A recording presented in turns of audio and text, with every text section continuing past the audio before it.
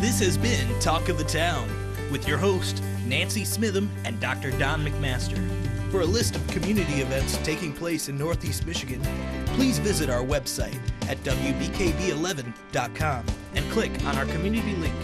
This has been a Thunder Bay Broadcasting Corporation production.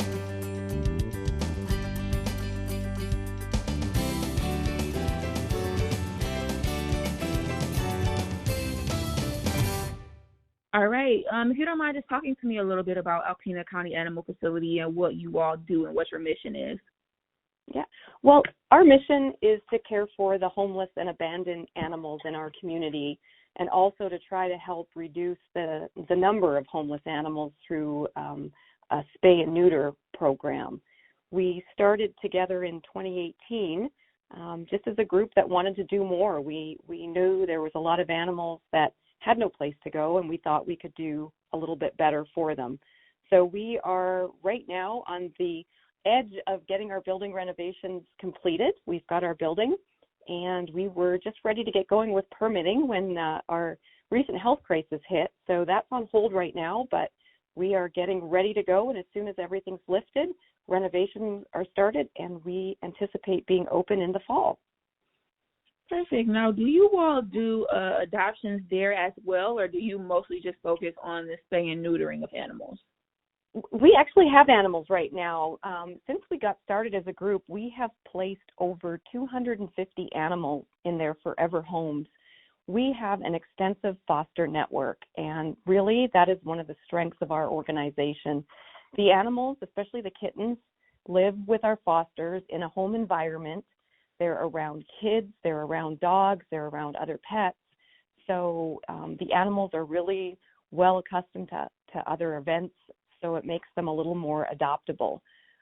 One of the benefits about having animals in that home environment is our fosters can really get to learn the personality of each animal, and that helps us make sure that we place them in the best home possible. How has fostering pets, now that the coronavirus pandemic is kind of taken over, how has that become more of a challenge? Because I can only imagine that things have changed now that people can't really be in close proximity anymore. Yes, it has, and we certainly want to ensure the safety of all of our team members. So we've put several things in place. Usually we would have fosters would run animals to the vets or to different meet and greet appointments. We're doing a lot of our meet and greets online now. So we're getting pictures of the animals and a little description of the personality from the foster. And then we're posting that. We're doing some FaceTiming and Zoom calls with people so they can see the animals and get to see a little bit how they interact with people. And we're also, ensuring that we have contactless meetings and appointments. So if fosters are taking an animal to the vet, they have it in a carrier, it's dropped, and then we do a lot of it over the phone. Gotcha. But the process is still kind of up and running, though all adoption and fostering hasn't stopped completely. Nope, there's still animals out there. We've still been taking calls from people, who've had kittens show up at their house, or people are still in situations where, they have one or two animals that are not fixed, and all of a sudden they've got 6 kittens and they're in over their heads. So those people still need help, and we are still there for them. Perfect. What else are some of the other larger changes that you've seen since the start of COVID-19? Well, like everyone, we had a bunch of events we had planned in the community that were canceled. We had a spaghetti dinner, we had garage sales, and some other things. So we've had to kind of change gears quickly and adapt to that. So we've got a couple of fun online fundraisers going on right now. One that we're doing is we have a wonderful seamstress who had made and donated to the community over 150 masks. She got a hold of us and said she'd like to do them for us as a fundraiser.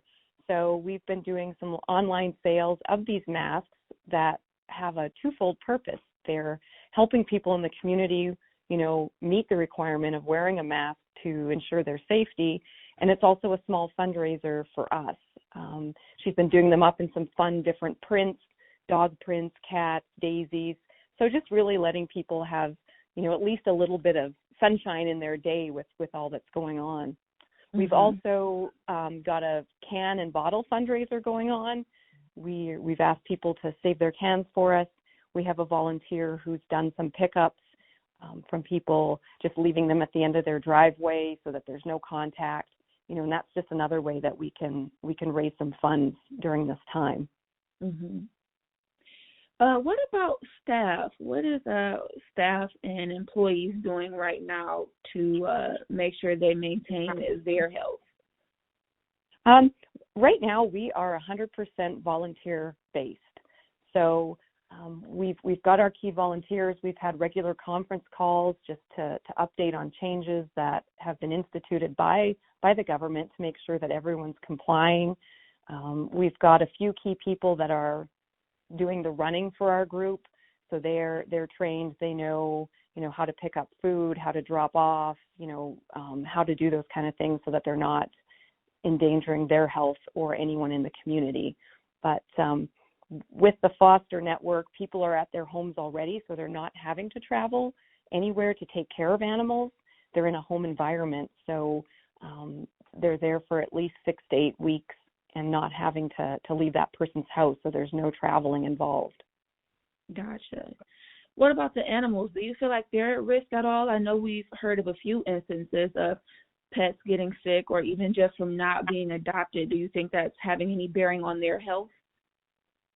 I think right now, actually, for our animals in foster, they are loving all the extra attention they get by having so many people in a family at home. So we found our foster kittens are getting lots of attention from, the people that are in the house. The kids are home from school. So these are going to be very well socialized animals. We find that people are still looking to add to their homes right now and to add furry friends. It's a great time to get an animal because you have a lot of time to bond and spend with it while we're at this point where we're not going out as much. Mm-hmm. So for the animals, the vet offices are still working with us. We've done some things over the phone with them if we've got an animal that we have some concerns about. The offices are using telemed, so we can send pictures and video from the foster's home to the vet office. And then the vets are doing curbside. So if we do have animals that do need to be seen, we're doing that safely, transporting the animal to the vet. They come pick it up curbside. It goes in to see the vet, and then we converse on the phone about what they found and what we need to do for that animal. Mm-hmm. And you made a good point, too, about people being at home more. Do you think you've seen a spike in the amount of fostering or adoption since people are at home more now? We've definitely seen an increase in people being interested in fostering, especially when it's a short-term foster situation. For kittens, if they get them in and the kittens are 4 or 5 weeks, we adopt them out at 10. So we have added a few new foster families to our network, which has been wonderful. And I do think we've seen people reaching out to see about adopting a pet. They've been at home. They realize that they do have room and time right now and also in the future. That's one of the things we want to ensure is, getting a pet is a lifetime commitment. So just because you're home now and have nothing to do, you want to make sure that whatever pet you're getting is going to fit your family and your lifestyle, 2 or 3 months from now. But I just have a few wrap-up questions, and that's just okay. basically how do people reach out and get involved right now? Well, right now, there's several ways. They can find us on Facebook. We have a very active Facebook page. We have animals up for adoption on that site as well.